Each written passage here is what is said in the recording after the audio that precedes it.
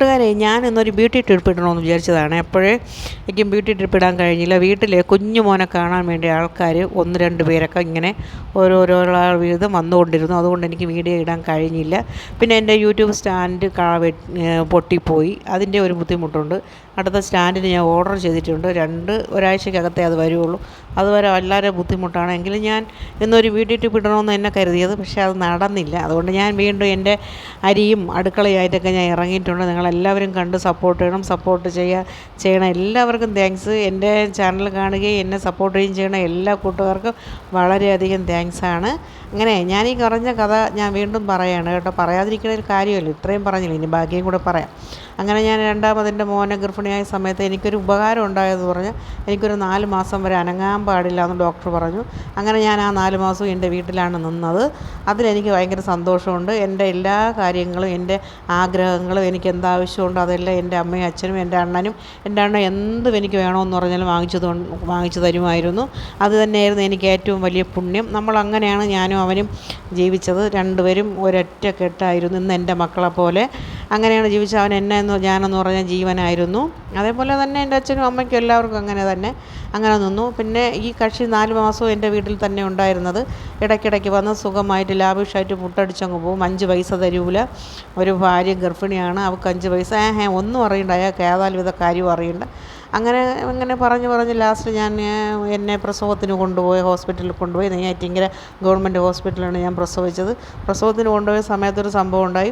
ഇയാൾ ഇല്ലായിരുന്നു, ഇയാൾ ജോലി സ്ഥലത്തായിരുന്നു. തിരുവനന്തപുരം ജില്ലയിൽ തന്നെ. അങ്ങനെ അവിടുത്തെ ലൈൻ ഫോണിൽ നിന്ന്, ഇന്നത്തെ പോലെ മൊബൈൽ ഫോണൊന്നുമില്ല, ലൈൻ ഫോണിൽ നിന്ന് അയാളെ വിളിച്ചറിയിച്ചു, ഇങ്ങനെയാണ് ഹോസ്പിറ്റലിൽ അഡ്മിറ്റ് ആണെന്ന് പറഞ്ഞു. അങ്ങനെ അയാളുടെ ഡിപ്പാർട്ട്മെൻറ്റിലുള്ള 2-3 ആൾക്കാരുമായി അയാൾ അവിടെ വരികയും, അവിടെ വന്നിട്ട് എൻ്റെ കയ്യിൽ കുറച്ച് സ്വർണ്ണം വളകളൊക്കെ കിടപ്പുണ്ടായിരുന്നു. അതിനെയൊക്കെ വാങ്ങാൻ അതൊരു അവസരം നോക്കി അതുവരെ ഉണ്ടായിരുന്നതെല്ലാം കൊണ്ടുപോയി. ലാസ്റ്റ് ഒരു 4-5 വള എൻ്റെ കയ്യിൽ കിടപ്പുണ്ടായിരുന്നു. അയാൾ അത് കൂടെ ലക്ഷ്യം വെച്ചാണ് നിന്നത്. അങ്ങനെ അയാൾ വന്ന് എൻ്റെ വളയൊക്കെ ചോദിച്ചു. അപ്പോഴമ്മ പറഞ്ഞു അത് തരാൻ പറ്റൂല, അവളെ ലേബർ റൂമിൽ കയറ്റിയിരിക്കണം, ഇനി വള ഉരുവാനൊന്നും പറ്റൂല. അങ്ങനെ ലേബർ റൂമിൽ കിടക്കുന്നത് വള ഉരുവാൻ പോയി അവർ വഴക്ക് പറയുമെന്ന് പറഞ്ഞു. അങ്ങനെ അമ്മയായിട്ട് എന്തോ വാക്ക് തർക്കങ്ങളൊക്കെ നടക്കണതൊക്കെ ഞാനകത്ത് എനിക്ക് കേൾക്കാമായിരുന്നു. തിരിച്ചയാൾ പറഞ്ഞു വള കൊടുത്തില്ലെങ്കിൽ അയാൾ അവിടെ നിൽക്കില്ല എന്ന് പറഞ്ഞു. ലാസ്റ്റിൽ അമ്മ പറഞ്ഞു എൻ്റെ കയ്യിൽ പൈസയുണ്ട് ഞാൻ തരാമെന്ന് പറഞ്ഞു. അത് കേട്ടില്ല. എൻ്റെ അണ്ണൻ വന്ന് പറഞ്ഞു എൻ്റെ കയ്യിൽ പൈസയുണ്ട് ഞാൻ തരാം, അവൾ ഇന്നല്ല ഗർഭിണിയായത്, അവൾ 8 മാസം കഴിഞ്ഞാണ് അവൾ പ്രസവിക്കുന്നത്. അപ്പോൾ ഞാൻ അങ്ങനെ പൈസ കണക്കാക്കിയിട്ടുണ്ട്, എനിക്കതിൻ്റെ ആവശ്യമില്ല, സ്വർണം തരുമെങ്കിൽ മാത്രമേ ഇവിടെ നിൽക്കുകയുള്ളൂ എന്ന് അയാൾ തിരിച്ചു പോയി. പ്രസവ സമയത്തോ പ്രസവത്തിന് ഒന്നുമില്ലായിരുന്നു.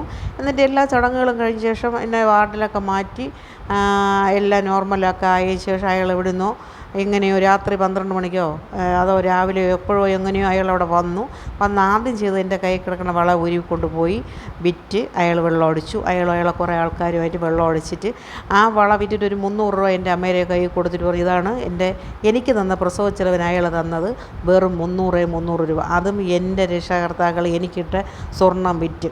ബാക്കി പൈസ അയാൾക്കൂടെ ഒരു ചിങ്കിടിയുണ്ട്, അവനെയും കൂടി കൊണ്ട് നടന്ന് വെള്ളമടിയും കോഴിയെടുപ്പും തീറ്റയും അനാശാസ പ്രവർത്തനങ്ങളും അങ്ങനെയൊക്കെ അയാളങ്ങ് നടന്നു. തിരിച്ചിങ്ങനെ എൻ്റെ വീട്ടിലായിരുന്നു. അത് കഴിഞ്ഞ് 28 വന്നപ്പോൾ അയാൾക്ക് ഒരു വെള്ളി അരഞ്ഞാണം പോലും വാങ്ങിക്കാൻ പൈസയില്ല എന്ന് പറഞ്ഞു. എൻ്റെ കഴുത്തിൽ കിടന്ന ഒരു മാല ഉരുവി ഞാൻ കൊടുത്ത് ആ മാല കൊണ്ടു ചെന്ന് വിറ്റ് എൻ്റെ മോനൊരു സ്വർണ്ണ വളയും സ്വർണ്ണ അരഞ്ഞാണവും സ്വർണ്ണ തളയും വാങ്ങിച്ചു. അതെൻ്റെ ആഗ്രഹമായിരുന്നു.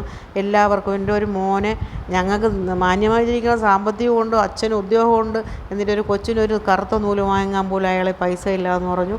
അങ്ങനെ ആ രീതിയിലൊക്കെയാണ് എൻ്റെ മോൻ്റെ ചടങ്ങുകളൊക്കെ നടത്തിയത്. അങ്ങനെ ആ കഥാപാത്രം അങ്ങനെ പോയി അവസാനം എൻ്റെ മോൻ 1 വയസ്സായി. 1 വയസ്സ് കഴിഞ്ഞപ്പം 1 വയസ്സിൻ്റെ പിറ്റേ ദിവസം എനിക്ക് നല്ലൊരു ഗിഫ്റ്റ് തന്നു കേട്ടോ. അയാൾ എന്നെ കൂനിച്ചിരുതി ഇടിച്ച് വെള്ളം അടിച്ചുകൊണ്ട് വന്ന് ഇടിച്ച് ഈഞ്ചപ്പരുവായി 21 വയസ്സായി എന്നെ ഇടിച്ച് അവശയാക്കി. അവസാനം എൻ്റെ അച്ഛൻ വന്ന് എന്നെ വിളിച്ചുകൊണ്ട് പോന്നു. അതിൻ്റെ ബാക്കി കഥകൾ ഞാൻ പിന്നെ പറയാം. Thank you.